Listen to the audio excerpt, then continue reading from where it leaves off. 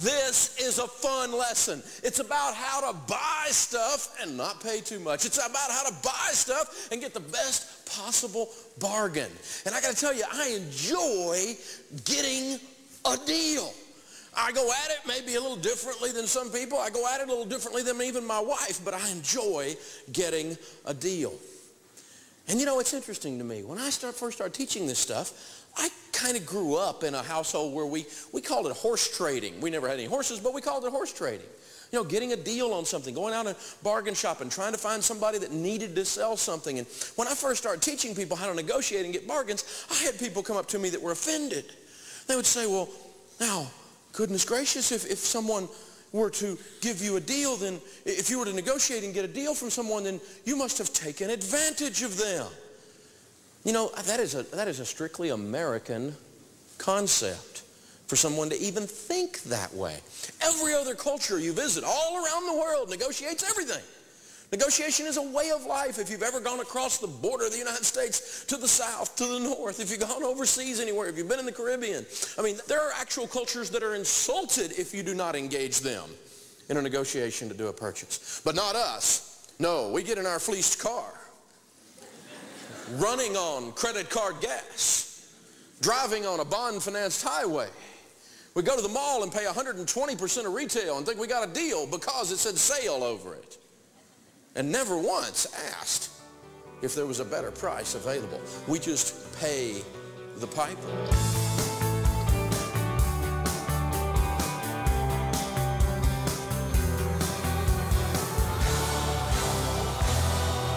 I mean, it is so ingrained in other cultures that, well, we had these friends that were missionaries, and I think they'd been on the mission field maybe a little too long. You ever run into those folk? They were out there a little too long. We should have reeled them back in a little sooner. I mean, she comes home, and she's here about 3 weeks. They've been out there years on the mission field. She's home about 3 weeks. We think this woman's going to get arrested. She's in the mall going, I don't want a better deal. And the woman's going, call security. I mean, because she was up in their face trying to get a bargain.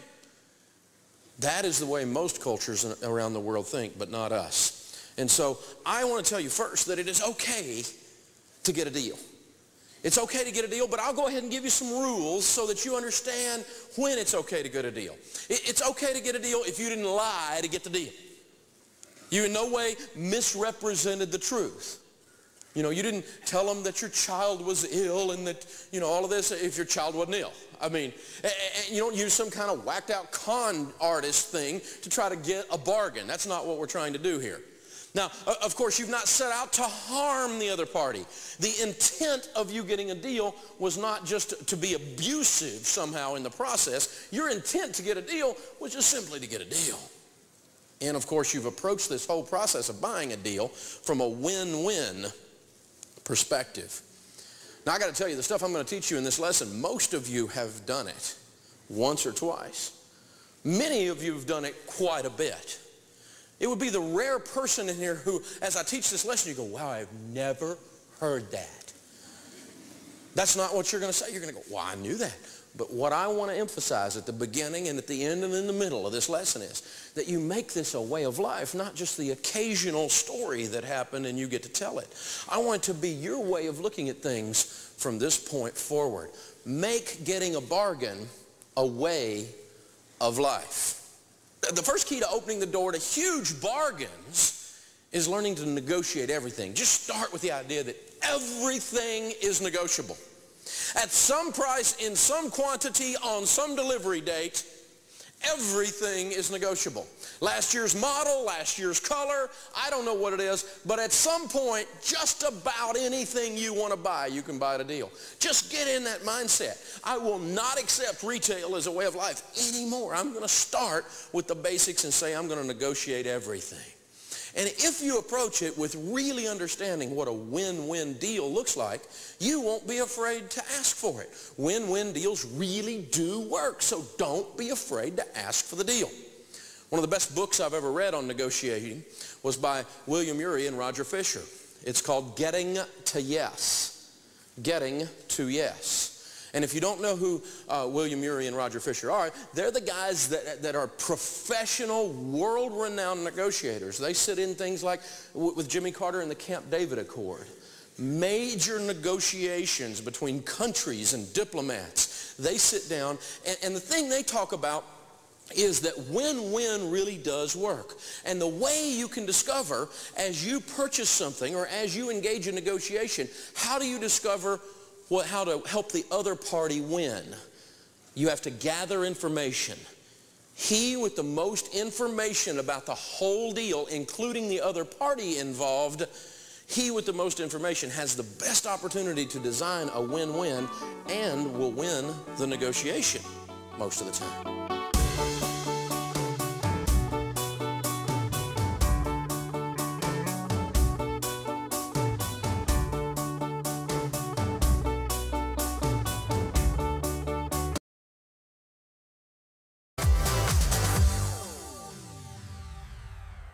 So when you're negotiating, there's at least 7 little things you can do. I call these the lucky 7 basic steps of negotiating.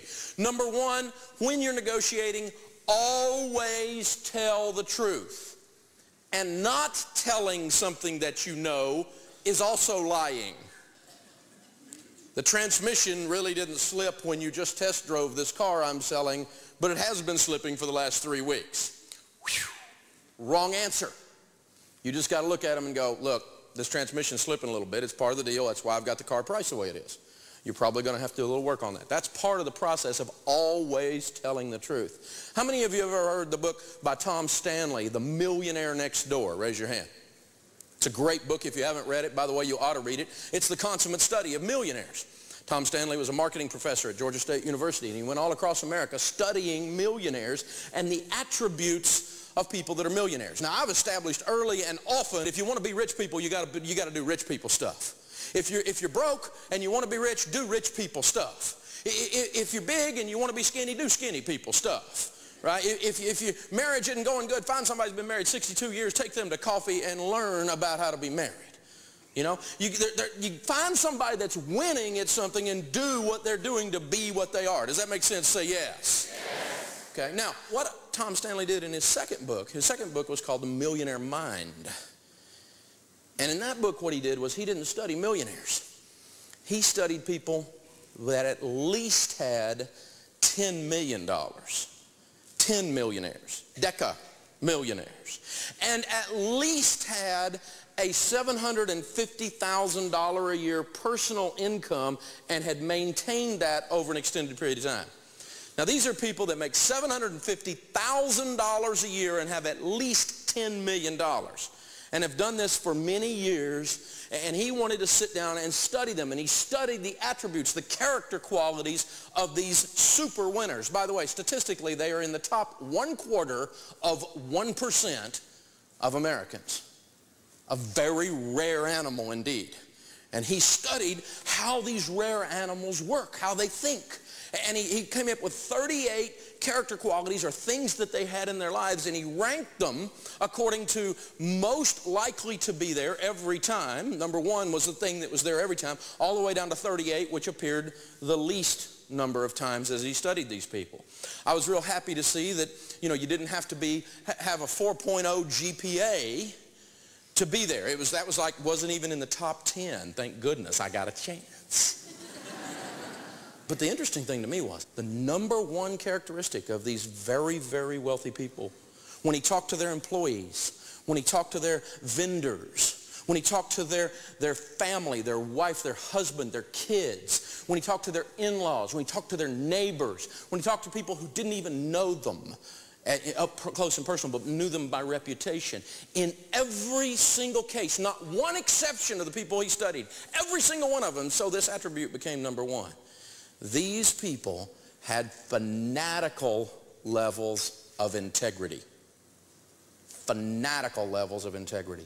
Off the scale integrity. If you want to win in life, the truth is the best way. I know television doesn't tell us that, but it really, really is. So always tell the truth. 20 years old, Portland, Oregon, calling. Hey, Dave, what's up in your world, man? I'm getting ready to buy a new laptop, and I can save 15% if I open a credit card account with the store. And I want to know what's wrong with saving some money if I close the account right away. Well, number 1, you're going to hurt your credit score. opening up an account and then turning right around and closing it will damage your credit score. Not that I care a lot about credit scores. I really don't. The biggest problem you've got with this kind of thing is simply this. If you play with snakes, you will be bitten. Let me give you an example of what I'm talking about, Dave. I had a caller the other day come to us with one of the big electronics store. They were a customer of the big electronics store. They went in there and they bought 90 days, same as cash. I got to use the money for free for 3 whole months. What's wrong with that, Dave? Kind of like your thing, right? And, well, the problem is when you play with snakes, you'll be bitten. This big electronics store is known for putting a warranty on everything. My caller said, I don't want the warranty, but guess what the sales rep gets paid on?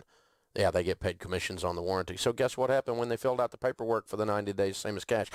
Oh, the salesperson accidentally checked the warranty box. Oh, forgot. Oh, darn. And when they paid it off in 90 days, they didn't really pay it off because they had a warranty they had to pay for too. So it didn't work out the way he thought. Ended up getting back charged all the way through the thing for interest at a high rate, and got in a big fight with them over a warranty that he didn't really order because the salesperson was a twerp, and so on. And so, you know, this is the kind of crap that happens when you play around trying to save $14 on something. Dude, you're talking about the price of a Happy Meal that you're saving here. It's ridiculous. No, no, no, no. Do not sign up for a credit card to get a savings at the register. Now, of course, going around the country, have taught, you know, financial things for years. I'm on the radio in my city for over a couple of decades almost now. And one of the things I teach people, you probably know this if you've read anything I've written or anything else, is that I teach people don't buy extended warranties. Don't buy extended warranties. Extended warranties are a rip. So when you're going to buy a washer and dryer or a television or a stereo or whatever, and they want to put the warranty on there, that warranty is about 50 to 60% commission. Only 12% of it covers the actuarial statistical probability of the item breaking down. And so self-insure through that, put that money in your pocket and use your emergency fund, because believe me, almost all of that is profit and marketing. It's a way for the salesman on the floor to make a little kick. And that's what it amounts to. So I've told people for years, don't buy extended warranties, don't buy extended warranties. I've not bought extended warranty in 20-something years. So my wife and I are shopping just the other day for a major appliance, right in our own neighborhood. And we go down to this electronics store, this appliance store that we like, that we do business with, and I bought stuff there many times. And I walk in the door, and we're looking at the item, and we're talking about it, and finally we say, I want the open box special, you know, how you go through this whole thing. You got one with a little scratch on the side. And he comes back and he says, well, I got one that's a last year's model. What's the difference? Almost nothing, and we want the last year's model. Well, it's not the color she wants. I don't care what the color is. It's not, you know, it's an appliance. We're not going to see it. And so we are going through this thing. We're getting ready to make a deal. And I said, look, here's the deal. I pay cash for things, and I want to bargain. And he says, well, I'll be back in just a minute. And he comes back in a few minutes. He says, well, I've got these coupons here, and they don't apply to this purchase, but if you're going to pay cash and you want a deal, you know, we're getting this last year's model open box thing, but we'll even let the coupons apply. And this was a several $1,000 purchase, and it was a $250 coupon. And I'm going, oh, you're generous. Keep it coming. And he says, well, I got to talk to you about something else. He says, you need the extended warranty. And I said, well, I don't buy extended warranties, and I don't believe in them. I don't think they're a good buy, and we don't do that. And my wife says, well, honey, it might break down. And I said, where have you been? You know, when I've taught about 3 or 4 other million other people not to buy them, where were you? You know, we don't buy extended warranties. She's just trying to be nice. She didn't want to do conflict. The little guy's obviously hurt that we wouldn't buy his extended warranty. And he says, he goes on, well, you need to cover. I said, well, is the thing going to break down? Is it a piece of trash? And he said, well, no, it's one of the best items made, Consumer Reports, so-and-so. I said, well, what do I need the extended warranty for? And he's like, well, he said, I tell you what, Dave Ramsey buys extended warranties.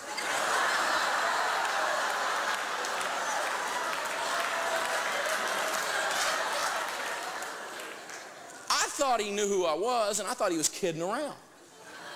And I started grinning. I said, no, Dave Ramsey doesn't buy extended warranties.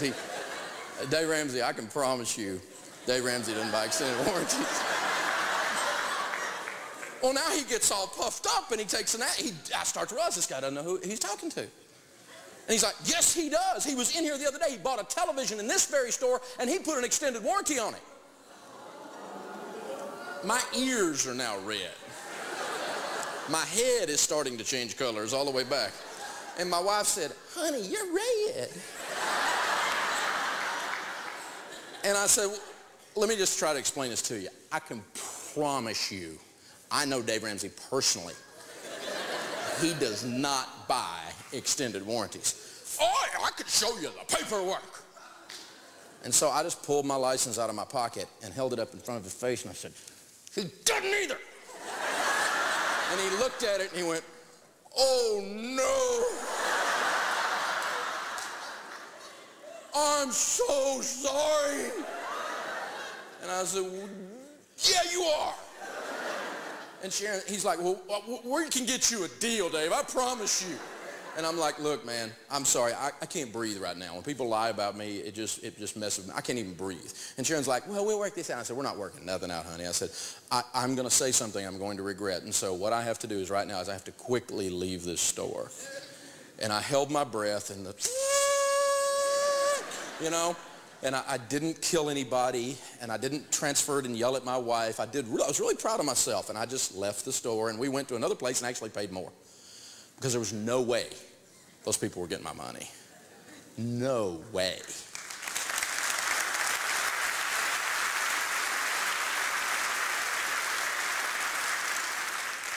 I waited overnight. I called the next morning. I was calm and collected, and I was very gentle and nice, and the manager's like, oh, yeah, we heard what happened. Please don't talk about it on the radio.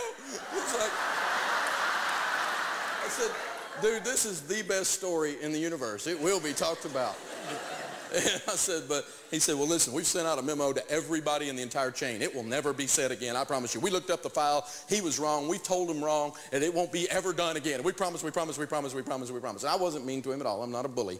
And I just said, well, that's cool. Thank you very much. And I appreciate you. We will do business with you again since you've corrected this error, and we like you guys. And he said, well, if you come back down here, I can get you a deal on that. And I said, no, we bought it somewhere else because I just couldn't stay there. I couldn't breathe at that moment. But integrity matters, doesn't it? When you lie, it costs you. That's real. There is no shortcut. That's the deal.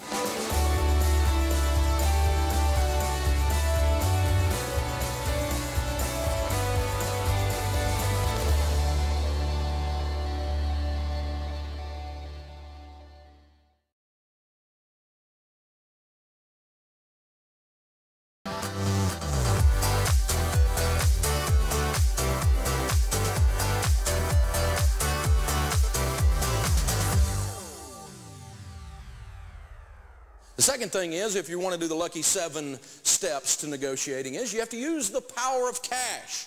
Cash is powerful. Now, we talked about this in the debt lesson. We said in the debt lesson that if you spend cash, it hurts. It registers pain with you. And it causes you to not want to spend it. You carry Uncle Ben around a little while, it's like, Uncle Ben, he's part of the family, right? I don't want to lose you. Stay with me. You know, and it hurts, so it makes you stop and think, doesn't it?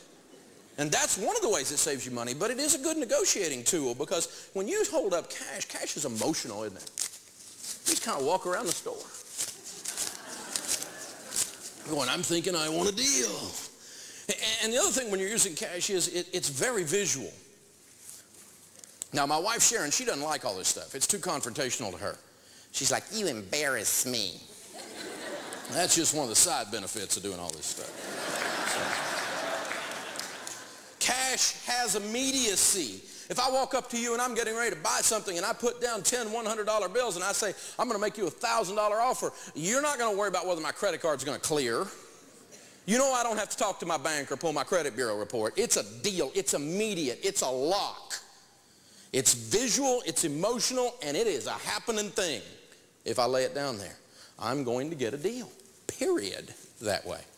Well, I'm talking to the manager now, at the appliance store. Same thing, I'm trying to buy a television. I'm going into one of these electronic stores, and we all know what they are, and I'm standing there going, I want a deal. Look into my eyes. And he's going, well, Mr. Ramsey, we're a retail establishment. We don't really negotiate here. I said, yeah, well, under what circumstances are there bargains? Well, sometimes, we have an item that's a display item, and we have an open box special, so open a box. Right? Well, I just don't know. I don't know. Are you sure? Because if we don't do a deal here, then I'm going to have to go see if those other people really have the Best Buy.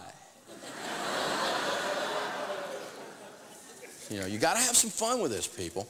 You got to have some fun with it. I remember one time several years ago, our kids were small and we were busy running around, and I did the unpardonable sin.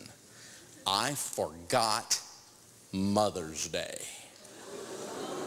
Yeah, you know how bad this is. We go to church and they're handing out roses to all the women. I'm going, what are the roses for? Oh, no. Oh, no. So we're walking up through the parking lot after church with the kids in tow, and I'm going, honey, the kids and I have been talking about your Mother's Day gift, and we've just decided whatever you want, we're just going to go get it right now. And she's like, you forgot, didn't you? Uh-huh. So whatever you want, we're going to go get it right now, right? And so she said, I know what I want. She said, we've got that old beat-up washer and dryer that we've had ever since we got married, and it was used when we got it, and we have to kick it to make it run. And she said, I'm sick and tired of that. I want a brand new top-line washer and dryer. And I said, okay. I'm doing it in my mind. I'm going, how bad did that be? That's like $500, $600, $700. You know, it can't be this bad, right? And so we go, and I said, okay, we're going to go down and look at the scratch and dent store. She said, you didn't hear me. I said, brand new. You're going to pay, Bubba. So we go into the store, honestly, truth story, went into the appliance store, and she walks in, and she walks down the aisle past all of the others and walks down to the end and says, I want that one. She had been there before. She had been planning this. I go down there and I look at it. This thing, I mean, it makes sandwiches at halftime. Who knew a washer and dryer could be this expensive? I'm looking at it, and I put them all together. We sit down with the little guy at the little round table, and he's seeing the kids. It's Mother's Day. He knows he's got him one, right? And this is going to be a hard negotiation. This is going to be tough. And he says, yeah, he says he adds it all up, taxes, title, delivery, everything is like $1,298 actual dollars. For a washer and dryer. You're kidding me. And he went, no, sir, that's how much it is. And I said, well, actually, I don't have $1,298. But what I do is I have 9 of these. 1, 2, and she kicked me under the table. 3, 4, 5, 6, 7, 8, 9. And I laid 9 of them on the table. I said, 9, that's all I can do. And he said, well, I can't do that. And I said, well, who can? He said, well, that would be the manager. I said, talk to the manager. She kicked me again. He walked off. She said, you don't need another seminar story. Buy it.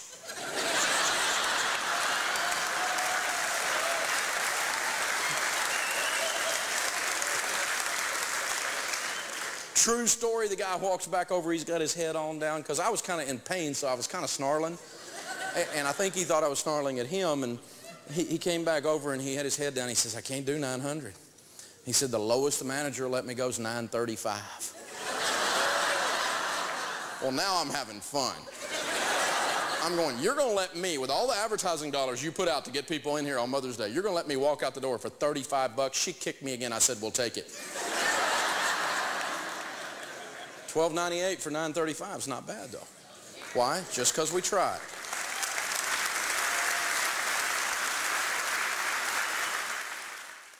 I've got a quick shopping tip for you, a little bit of bargaining wisdom, if you will. When you go to a store, make sure you bring cash. We love the power of cash and what it can do. Most people are surprised. When you give somebody at a store a wad of cash, they go, what is this paper substance you've given us? I don't even know what to do. Where do I swipe this? Is it on his head? It's very confusing. But when you pull it out, make sure you pull it out with a little bit of drama. Have some fun with it. Don't just pull out a wad and go, hey, here's my money. No. Take it out slowly, like the curtain revealing on a play. Fan it out a little. Oh, what do we got here? Ooh, look who's here. I got 5 of them. There's 5 lined up. And let the air conditioner of the store kind of catch it. Make sure they see it. You'll start to see eyes glaze over. And if the price isn't the price you want, start to put it back up. Start to say, oh, looks like this party's over. I'm going to go ahead and fold this and bring it back to my pocket. The slower you do that, the faster the price will come down. So remember that. Debt is dumb, but on the flip side, cash is fun. Have some fun with it. You've worked hard for this. You've worked hard to save this and spend this intelligently. Have a little bit of fun with it because cash is fun. The next of the lucky 7 is understand and use walk-away power. You have to emotionally be able to walk away and not purchase the item. If you are emotionally married to the item, your body language changes, the tilt of your head changes, your vocal cords constrict, the use of words changes, the sentence structure changes, and people can tell you have bought. Even those of you that are not trained sophisticatedly in body language can just watch and go, that one bought. You know what I'm talking about? You can feel it, can't you? And people can feel it. And so when you lose your walkaway power, you lose the ability to negotiate. This is a big deal. You have to keep your emotional distance from the item in order to be able to let them know. They have to be able to feel that they're losing you and they want to reel you back in as you go through this negotiating process. That is a big, big, big deal. I had a guy call me one time with one of these .com companies that we had been working with, and the .com company went broke. Now there's a shock. And before it went broke, they had just furnished this fabulous office with literally hundreds of these, well, probably a little less than 100 of these Steelcase brand, which is a top brand of office furniture, cubicles, and all these beautiful chairs and all the accessories all through this place, and a fabulous conference room, all done up, I mean, some serious wood stuff. I mean, gorgeous stuff, right? And he says, Dave, I just wrote a check for this. Nobody's even sat in these seats. And now we're turning around and we didn't get our funding from our venture capitalist and we're going to have to turn the key on it. I got to sell it. I said, man, I don't need all this stuff. I don't even have that many people working here. It won't even all fit in our office. He said, but you don't understand. I'm going to make somebody a deal. And I'm like, really? I don't need all this stuff. And he said, listen, don't make me an offer because you're going to own it. And I went, okay, I'm starting to need this stuff. So I sat down with our executive VPs, and there were only about 40 of us at that time working on our team. Now there's several hundred of us, right? But at that time I said, well, okay, guys, this guy says he gave me the tickets on it. It's $275,000 worth of furniture. That's a lot. And I said, at what price, guys, would we buy this that if we didn't buy it at that price, we would feel stupid? Because we really don't need it. We're going to have to put it in storage until we grow enough to use it. Or we're going to have to try to sell it and make money on it. We're not in the furniture business, so we're not doing that. So what are we going to do here? And so we fooled around. We all talked it out. And finally I said, look, and one of the guys said, okay, we settled on a price, $23,500. And I said, he'll never take it, but at least if it's more than that, we don't want to pay for something we don't really need today much more than that, but it's a great buy. And so I called him up, and I really did have walkaway power because I really didn't care if he sold it to me or not because I didn't really need it. You see what I'm saying? At that time. If you visit our offices today, it's in there because he took $23,500. That's a deal. But I think a lot of that had to do with I didn't care. And it was all in my spirit. You know what I'm saying? He could feel that I didn't care. And I wasn't trying to beat the guy up. He's the one who said, make me an offer. I wasn't shopping for this, but he drew me in with price, and a lot of that was walkaway power. I've taught my wife, I've taught my kids this stuff, and we live this way as a family, and because my wife is a typical Southern belle, non-confrontational, will cut your throat. You know what I'm saying, and say, bless your heart about the, you know what I'm saying, bless your heart means a lot of things you don't want to know. I mean, and so, you know, but all this stuff to her feels like confrontation, all this negotiating stuff. And so we were kind of playing with it. I said, here's what you do, try this. And we were at the flea market, and she was looking for this iron bed that she was going to paint up, an antique bed thing, and put it in one of the kids' rooms. She had this plan, and we go down, and she's like, over there's the bed. Now, what do I do? That's the one I want. And I said, okay, here's what you do. Number one, don't get married to it. Maintain your walkaway power. And do these things. And just play with it. Just have fun with it. Here's some cash. Go over there and try to do it. I mean, the guy was asking like $20 for the bed or something. I don't know what. It wasn't much. I mean, I thought by the time she finished with the guy, he was going to pay her.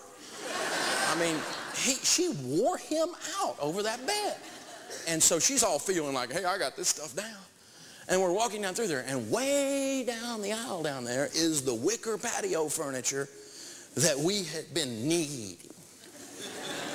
She forgot everything she had just learned. And for 45 feet towards this wicker furniture, it looks like a woman running through a wheat field.